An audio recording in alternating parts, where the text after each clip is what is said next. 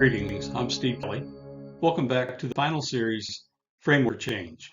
Series 3 of 3, Selecting the Right Methodology. This is where the rubber meets the road and where most programs choose the wrong tire for the weather. Into our final stretch. Choosing a methodology isn't picking a winner. It's assembling the right stack for the change in front of you. So the wrong question, which framework is best, that leads to philosophy and forcing a familiar tool onto the wrong problem. The right question would be, what kind of problem is this? And which model addresses each layer? A combined stack beats a single method. 6 steps. Diagnose with Burke-Litwin or S7. Classify with Cynefin. Choose the approach. Outcome, domain, or stepwise. Don't hybrid it. CM stack. ADCAR plus bridges plus Cotter or ACMP. Set the rhythm with PDCA. You may want to add Lean Six Sigma for measurements. Design for permanence with share embedded phase, kind of in that order. So the 11 checkboxes, each unchecked box is a predictable gap, may happen. An OD diagnosis, a Cynefin classification, a named approach, stakeholder impact map, psychological safety assessed, and visible executive sponsorship.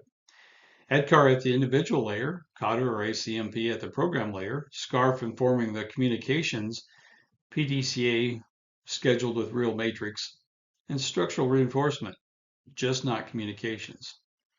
If you can't check all 11 of these checkboxes, you may not have a stack, but then again, you may just have a wish. So the do's for process selection: diagnose before prescribing, stack frameworks deliberately, match the method to the problem type, invest in awareness and desire, the two things everyone underfunds, reinforce structurally, incentives, matrix structures, not communications. Behavior reverts to what the system rewards, always.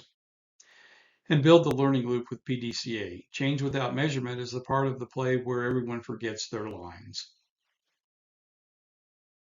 Don'ts, process selection. Don't lead with one framework. Don't combine OD and OCM. Don't apply linear methods to complex problems. Don't confuse passive sponsorship with active. Approve the budget is not a sponsorship. That's just signing a check. Active sponsorship is visibly using it and holding people accountable to it. Don't threat reinforcement as communications. And don't declare victory at go live. Adoption that fades at 18 months was never embedded. It was polite. So from the failure mode, recognize the failure on the left, and the method on the right is what is missing. Change didn't stick, skip share embedded. Resistance surfaced late, no pre-rollout safety check.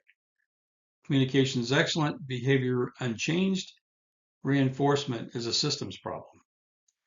Applied an SOP to a complex problem, you skip the Cynefin.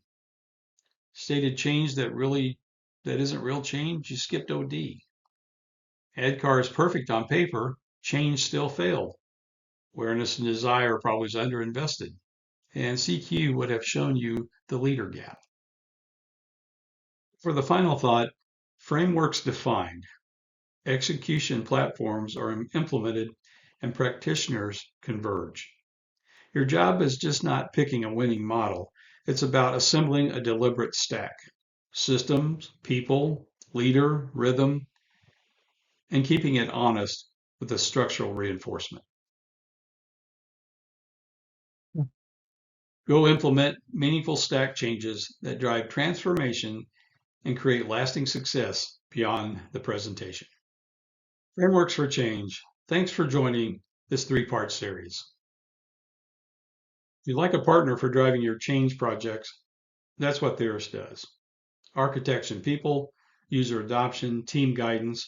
We make sure your systems and your teams are both ready, so adoption gaps don't become costly failure points. Thanks for watching. For more information about Theris, visit theris.com or send us an email at info@theris.com. And until next time, remain teachable.